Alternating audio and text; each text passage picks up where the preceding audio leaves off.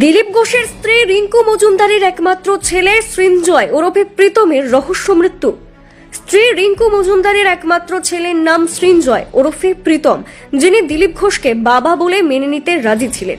মায়ের বিয়েতে থাকতে পারেননি তিনি, তবে ঘটনায় খুশি হয়েছিলেন বলে প্রীতম নিজেই সংবাদ মাধ্যমে জানিয়েছিলেন। বিজেপি নেতা দিলীপ ঘোষের কদিন আগেই বিয়ে হয়েছিল। তার স্ত্রী রিঙ্কু মজুমদারের একমাত্র ছেলের নাম সৃঞ্জয় ওরফে প্রীতম, যিনি দিলীপ ঘোষকে বাবা বলে মেনে নিতে রাজি ছিলেন। মায়ের বিয়েতে থাকতে পারেননি তিনি, তবে ঘটনায় খুশি হয়েছিলেন বলে প্রীতম নিজেই সংবাদ মাধ্যমে জানিয়েছিলেন।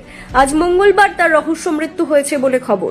সূত্রের খবর, রিঙ্কুর একমাত্র ছেলেকে বিধাননগর সেবা হাসপাতালে নিয়ে যাওয়া হয়। চিকিৎসকরা তাকে মৃত বলে ঘোষণা করেন। প্রাথমিক তদন্তে পুলিশের অনুমান প্রীতম আত্মহত্যা করেছেন। মৃত্যুর কারণ নিয়ে রয়েছে ধোঁয়াশা।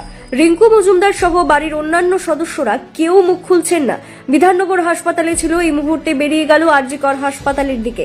জানা গেছে, সল্টলেকের একটি তথ্য প্রযুক্তি সংস্থার কর্মী ছিলেন বছর 26-এর সৃঞ্জয়। তার ডাকনাম প্রীতম। মাসখানেক আগেই রিঙ্কু মজুমদার ও দিলীপ ঘোষের বিয়ের সময় সামনে এসেছিল রিঙ্কুর ছেলে সৃঞ্জয়ের কথাও।